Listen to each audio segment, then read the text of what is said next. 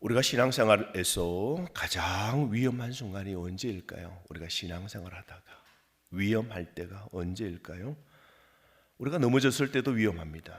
그죠? 실패했을 때도 우리가 위험합니다. 시험을 만났을 때도 위험합니다. 그러나 여러분, 성경은 더 깊은 위험을 말합니다. 그것은 내가 섰다고 생각하는 순간입니다. 내가 다 되었다고, 이제 괜찮다고 생각하는 순간, 이 방심의 순간이 신앙생활에서 가장 위험하죠.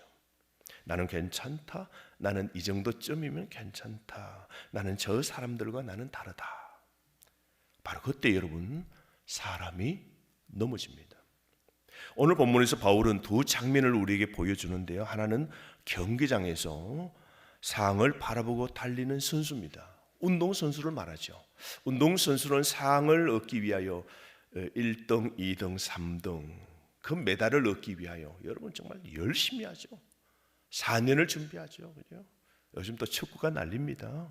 그 선수들이 완전히 그 승리를 위하여서 정말로 그 바라보면서 자기의 여가 시간, 취미 하나도 없습니다. 거기에 전적으로 몰입하죠. 다른 하나는 광야에서 은혜를 경험했지만 결국 무너진 이스라엘 백성들입니다. 이 두 장면이 우리에게 말하는 핵심이 분명합니다. 신앙은 시작보다 끝이 중요하다. 은혜를 받은 사람은 그러므로 여러분 방심하지 말아야 됩니다. 상을 바라보면서, 천국의 상을 바라보면서 오늘 절제해야 되는 겁니다. 시험 가운데 하나님의 피할 길을 우리가 붙들어야 됩니다. 우리가 좀 어렵다고 힘들다고요? 여러분, 반드시 하나님은 우리에게 피할 길을, 이 시험과 고난을 헤쳐나올 수 있는 길을 하나님이 우리에게 주심을 믿고 인내하며 기다려야 됩니다. 자, 다시 한번 생각해 보실까요? 우리 성도는 천국의 상을 바라보고 오늘 또 인생의 길을 달리는 사람입니다. 자, 바울은 신앙생활을 경기장에서 달리는 선수에 비유합니다. 24절, 운동장에서 다름질하는 자들이 다 달릴지라도 오직 상을 받는 사람은 한 사람인 줄 너희가 알지 못하느냐. 너희도 말하고요, 상을 받도록 이와 같이 다름질하라. 여러분, 선수는 아무렇게 달리지 않습니다. 어디로 달립니까? 그 트랙을 달리는 것이죠. 그리고 그 테이프까지, 결승점까지 돌아야 됩니다. 출발선에 섰다고 만족해서 안 됩니다. 그들의 눈은 결승점에 다 있는 겁니다. 바울도 우리 성도들에게 말합니다. 그렇게 달리라고 말합니다. 우리가 신앙생활을 시작했습니다. 그 출발선이 다 다를 수 있어요. 어떤 사람은 태어나자마자 신앙의 출발선에 선 사람이 있어요. 어떤 사람은 결혼해서 이제 교회를 온 사람이 있습니다. 그렇죠? 우리 교회 보면 이제 2주 전부터 제대로 다니기로 한 사람도 있습니다. 여러분, 우리 신앙생활도 처음도 중요하지만 지금도 중요하고요, 마지막까지 잘해야 됩니다. 물론 여러분, 우리의 이 말씀이 우리가 행위로 구원받는다는 것 아닙니다. 구원은 전적으로 누굽니까? 하나님의 은혜로 이루어지는 겁니다. 우리는 오직 예수 그리스도의 공로로, 오직 믿음으로 우리가 다 구원받았죠. 그러나 은혜로 구원받은 사람은 결코 방탕하게 살 수 없는 겁니다. 참된 믿음은 반드시 거룩한 경주로 나타나는 겁니다. 25절 말씀, 이기기를 다투는 자마다 모든 일에 뭐 한다고요? 절제하나니 그들은 석을 승리자의 관을 얻고자 하되 우리는 섞지 아니할 것을 얻고자 하노라. 이 고린도 도시의 로마에 보면 이 운동 경기를 했거든요. 특히 여러분, 이 고린도 도시는 이 운동에 아주 몰입한 사람들이에요. 광팬들이 많아요. 그래서 그 면류관 하나 얻기 위해서, 월계수를 얻기 위해서 열심히 준비하고 그랬거든요. 그럼 뭐라 그래요? 그 나무로 꺾은 월계관을 씌우면 한 얼마 안 지나면 그게 다 나뭇잎이 퍼석퍼석하고 다 사라져 버리는 건데, 그거 하나 얻고자 해도 열심히 저렇게 운동선수들이 운동하지만, 우리가 이 신앙의 운동에서 마지막 결승점에서 얻는 상은 뭐라 그래요? 썩지 아니하는 면류관이다. 그러므로 열심히 달리라는 겁니다. 운동선수는 썩어질 그 메달을 얻기 위해서도 절제하는데, 먹고 싶은 거 다 먹지 않습니다. 자고 싶은 만큼 자지 않습니다. 하고 싶은 것 다 하지 않습니다. 그런데 우리는 썩지 아니할 것을 바라보는 사람들입니다. 세상의 박수는 여러분 다 지나갑니다. 사람들의 인정도 다 변합니다. 이 땅의 성공은요 다 사라집니다. 그런데 여러분, 하나님께서 훗날 우리에게 주시는 영광은, 그 천국의 영광은 절대로 사라지지 않는 겁니다. 그러므로 성도의 삶에는 절제가 있어야 됩니다.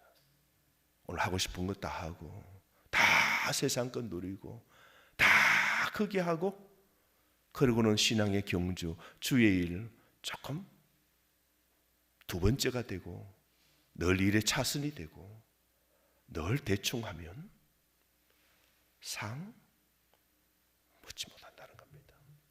우리가 보고 싶은 거 다 보면 안 됩니다. 하고 싶은 말 다 하면 안 됩니다. 욕망이 생긴다고 다 따라가면 안 됩니다. 은혜는 우리를 게으르게 만들지 않습니다.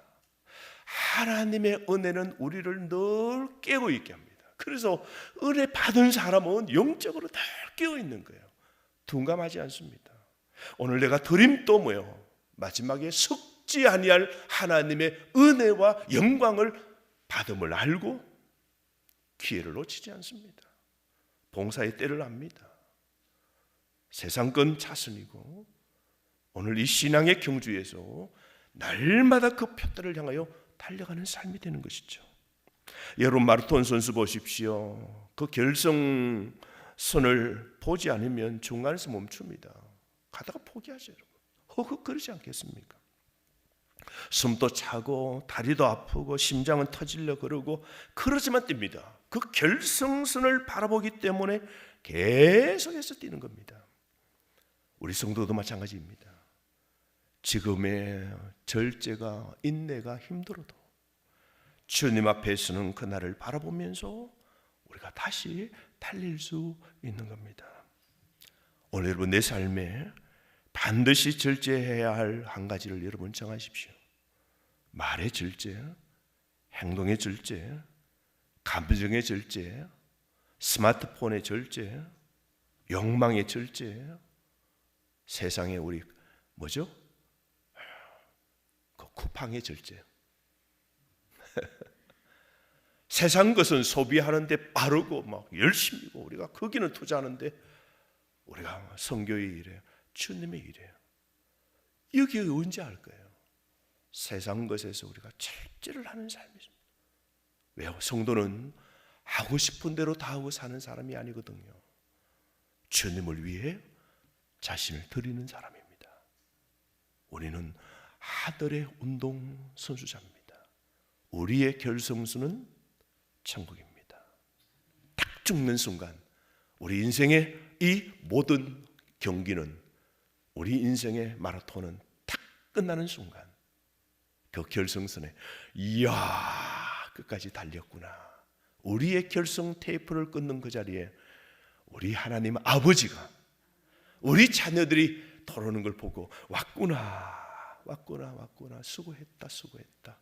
내가 거기에 넘어지고 너가 힘들어하고 흑흑거리고 그때 너무 힘들어하면서도 그래도 이 표대를 향하여 너가 달려오느라고 인내하고 절제하고 삶을 살아왔구나, 잘했다 하고 썩지 아니하는 영광의 상을 우리에게 줌을 꼭, 이 거룩한 상상을 우리가 잊지 말아야 됩니다. 여러분, 성도는 목적 없이 달리지 않고 자신을 복종시키는 사람입니다. 바울은 이어 말합니다. 26절 말씀 보십시오. 그러므로 나는 다름질하기를 향방 없는 것 같이 아니하고 사오기를 허공을 치는 자같이 아니하며 라고 그랬습니다. 여러분, 바울의 삶에는 분명한 방향이 있었습니다. 그 방향은 예수 그리스도였습니다. 복음이었습니다. 그리고 하나님의 영광이었습니다. 신앙생활의 문제는 열심이 없는 것만이 아닙니다. 교회 와서도 열심이라고 해요. 자기의 열심을 내고 합니다. 더 무서운 것은 방향 없는 열심입니다. 바쁘게 살지만 어디로 가는지 모릅니다. 봉사는 많이 하는데 그리스도를 닮아가는 목적은 희미할 수 있습니다. 예배는 드리는데 하나님을 사랑하는 마음은 식어 있을 수 있는 겁니다. 그래서 바울은 자기 자신을 엄격하게 다스립니다. 27절 말씀, 내가 내 몸을 쳐 복종하게 하면 내가 남에게 전파한 후에 자신이 도리어 버림을 당할까 두려워함이로다. 바울은 여러분 사도입니다. 바울은 하나님의 말씀을 많이 아는 사람입니다. 바울은 깨어 있습니다. 그런데 뭐라 그래요? 자신은 방심하지 않는다고 말합니다. 복음을 전했지만 자기 마음을 늘 이렇게 둘러보는 겁니다. 많은 사람을 죽기로 오게 했지만 바울은 자기 육체의 욕망을 가볍게 여기지 않는 겁니다. 이것은 구원을 자기 힘으로 얻으려는 태도가 아닙니다. 은혜 받은 자로서 죄를 방치하지 않겠다는 태도입니다. 사랑하는 성도 여러분, 여러분 자기 자신을 너무 믿지 마십시오. 나는 괜찮다고 그런 말 가장 위험합니다. 나는 이쯤 하면 신앙 생활 잘하고 있지? 이 정도면 하면 돼. 아니에요. 나는 안 넘어진다는 생각이 가장 먼저 넘어지는 길입니다. 우리 개혁주의 신앙은 인간 안에 남아있는 죄의 그 잔재를 가볍게 보지 않습니다. 그래서 선줄로 알았는데 오늘 넘어지는 거 보십시오. 그래서 목사도 넘어지고 교회 중직자 장로도 넘어지고 집사도 넘어지고 선줄로 생각하다가 방심하다가 어떻게 해요? 가장 먼저 넘어지는 삶을 살게 된다. 그러므로 우리 구원받은 성도도 매일 하나님의 은혜가 필요합니다. 매일 회개가 필요합니다. 매일 하나님 말씀 앞에 자신을 복종시켜야 됩니다. 여러분, 그 비행기를 조종하는 사람, 우리 교회도 헬리콥터를 조종하신 분 계시잖아요. 그 숙련된 조종사일수록 점검표를 소홀히 하지 않습니다. 매뉴얼을 절대로 여러분 그걸 허투르지 않습니다. 경력이 많기 때문에 기본을 무시하는 것이 아니라 책임을 알기 때문에 이건 반드시 해야 문제가 없음을 알기 때문에 기본을, 매뉴얼을 반복합니다. 작은 방심이 큰 사고로 이어질 수 있기 때문입니다. 성도도 그렇습니다. 오래 믿었다고 기도를 안 하면 안 됩니다. 내가 직분이 있다고, 내가 장로다고, 내가 권사가 되었다고, 내가 집사가 되었다고 하나님 말씀 점검을 하지 아니하면 안 됩니다. 내가 많이 봉사했다고 회개의 자리를 떠나면 안 됩니다. 오늘 이 새벽에 여러분 자신에게 물어보십시오. 나는 지금 어디를 향하여 달려가고 있는가? 내 신앙의 방향은 그리스도 주님께 맞춰져 있는가? 내가 복종시켜야 될 오래된 습관과 나쁜 습관과 욕망이 내 안에는 없는가? 오늘 우리 자신을 살펴보아야 됩니다. 여러분, 은혜를 경험한 사람도 방심하면 무너질 수 있는 겁니다. 그래서 바울은 이제 이스라엘 광야의 역사를 말합니다. 자, 1절, 2절, 3절, 4절 보십시오. 형제, 다 함께 읽으실까요? 시작. 형제들아, 나는 너희가 알지 못하기를 원하지 아니하노니 다 구름 아래 있고 바다 가운데로 지나며 모세에게 속하여 다 구름과 바다에서 세례를 받고 다 같이 신령한 음식을 먹으며 다 같은 신령한 음료를 마셨으니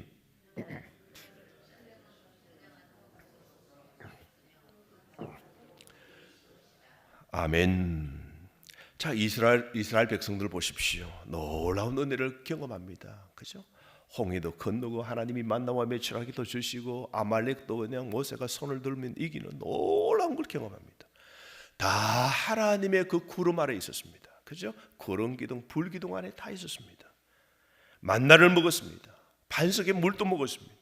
하나님의 인도와 공급함을 체험했습니다. 그런데 결과가 어떻게 됩니까? 5절 말씀. 그러나 그 이스라엘 백성들의 다수를 하나님이 기뻐하지 아니하셨으므로 그들이 어디에서요? 광야에서 멸망을 받았느니라. 이 말씀이 여러분 매우 두렵습니다. 그들은 은혜의 현장 속에 있었습니다. 언약의 공동체 안에 있었어요. 그러나 하나님이 그들의 다수를, 여러 사람을 기뻐하지 아니하셨다 그래요. 왜입니까? 은혜의 외적 표지는 있었지만 마음은 하나님께 복종하지 않았기 때문입니다.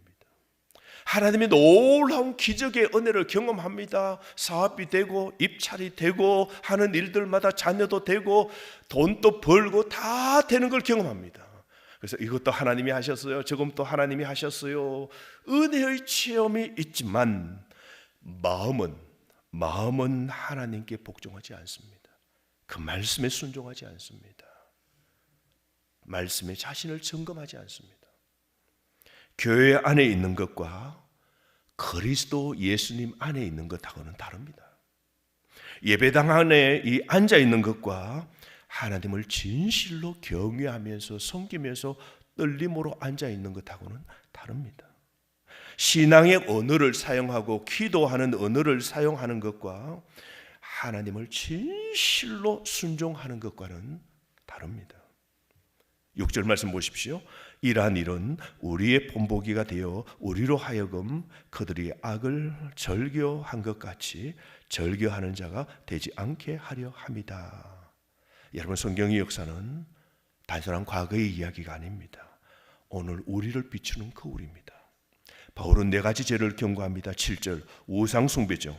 하나님보다 더 사랑하고 의지하는 것이죠. 자, 8절 뭡니까? 음행입니다. 성도는 욕망의 이 시대 속에서도 거룩을 선택해야 됩니다. 자, 9절 주를 시험함. 말씀보다 상황을 크게 보며 하나님의 선하심을 의심하는 거죠. 자, 10절 말씀 원망하지 말라 그랬어요. 하나님의 인도하심을 불신하는 마음이 원망입니다. 광야에서 이스라엘을 무너뜨린 것은 외부의 정만 아니었습니다. 그들을 무너뜨린 것은 마음속의 죄였습니다. 자, 우상 숭배의 죄, 음행의 죄, 불신앙의 죄, 원망의 이 죄가 그들을 넘어뜨린 겁니다. 여러분, 우리가 이 건물이 멀쩡하다고 해서 다 멀쩡한 게 아닙니다. 이 건물 안에 있는 철근이, 보이지 않는 그 철근이 녹슬어지고 이게 완전히 흐물흐물해지면 그 외관의 건물은 어떻게 됩니까? 언젠가는 와장창창하고 삼풍백화점처럼 하중을 견디지 못하면 크게 무너져 버립니다. 똑같습니다. 겉으로 우리가 예배 드리고 봉사하고 모든 일을 한다 해도 마음속에 죄가 방치되어 있으면 영혼의 기초가 여러분 흔들리고 무너지는 겁니다. 오늘 이 새벽 내 안에 하나님보다 더 붙들고 있는 우상은 무엇인지, 내가 끊어야 될 은밀한 죄는 무엇인지, 내가 감사 대신 원망하고 있는 일은 무엇입니까? 오늘 회개를 미루지 마십시오. 죄는 작을 때 끊어버려야 됩니다. 여러분, 꼭 한 가지 우리가 기억해야 될 것은 우리가 시험 가운데, 고난 가운데 하나님의 신실하심을 꼭 그래서 붙잡아야 됩니다. 자, 11절 말씀, 은혜의 약속도 함께 우리에게 주어집니다. 11절 시작. 그들에게 일어난 이러한 일은 본보기가 되고 또한 말세를 만난 우리를 깨우치기 위하여 기록되었느니라. 우리를 깨우치기 위하여 성경에 이런 말씀들이 기록되었답니다. 하나님은 자기 백성이 넘어지지 않도록 경고하십니다. 12절 말씀, 그런즉 선줄로 생각하는 자는 넘어질까 조심하라. 오늘 이 본문의 중심입니다. 중심 구절, 선줄로 생각하는 자는 넘어질까 조심하라. 섰다고 생각하는 사람은 조심해야 됩니다. 믿음이 있다고 생각하는 사람도 조심해야 됩니다. 나는 괜찮다고 생각하는 사람이 조심해야 됩니다. 그러나 성도의 확신은 자기의 확신이 아닙니다. 성도의 확신은 하나님의 확신입니다. 자, 13절 말씀 다 함께 시작. 사람이 감당할 시험 밖에는 너희가 당한 것이 없나니 오직 하나님은 미쁘사 너희가 감당하지 못할 시험 당함을 허락하지 아니하시고 시험 당할 즈음에 또한 피할 길을 내사 너희로 능히 감당하게 하시느니라. 가장 중요한 말은 이것입니다. 오직 하나님은 미쁘사. 따라합시다. 오직 하나님은 신실하사. 여러분, 우리에게 시험도 있습니다. 유혹도 있습니다. 우리에게도 광야가 있습니다. 그러나 여러분, 하나님은 신실하십니다. 하나님은 자기 백성을 시험 가운데 버려두지 않습니다. 시험 당할 쯤에, 우리가 고난 당할 쯤에, 우리가 고난 속에 있을 때 하나님은 우리에게 피할 길을 열어주십니다. 피할 길은 죄를 합리화하는 길이 아닙니다. 하나님께 순종할 수 있는 길입니다. 말씀으로 돌아가는 길입니다. 기도의 자리로 피하는 길입니다. 죄의 자리를 떠나는 길입니다. 여러분, 우리 불이 났을 때 보면 그래서 뭐가 있어요? 비상구가 있죠. 글씨가 있습니다. 깜깜하고 화재가 나도 야광이 되어 있어서 비상구라고 탈출구를 이렇게 표시하고 있습니다. 문제는 여러분, 비상구가 없는 것 아닙니다. 당황해서 보지 못하거나 알면서도 가지 않는 겁니다. 여러분, 하나님은 우리에게 뭐라 그래요? 시험 당할 즈음에 피할 길을 하나님이 다 비상구 가는 표시를 해놓으셨다는 겁니다. 문제는 우리가 그걸 보지 않거나 그 길로 가지 않기 때문입니다.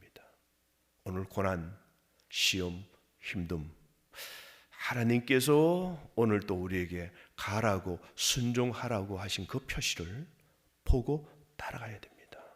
그 길로 가야 됩니다. 죄의 자리를 떠나십시오. 혼자 버티지 말고 믿음의 사람들에게 도움도 청하십시오. 나는 강하다가 아니라 하나님은 신실하시다 라고 고백하면서 어떤 믿음의 승리의 삶, 오늘 생명의 면류관을 얻는 이 길을 끝까지 경주하는 저와 여러분 되기를 주의 이름으로 축복합니다.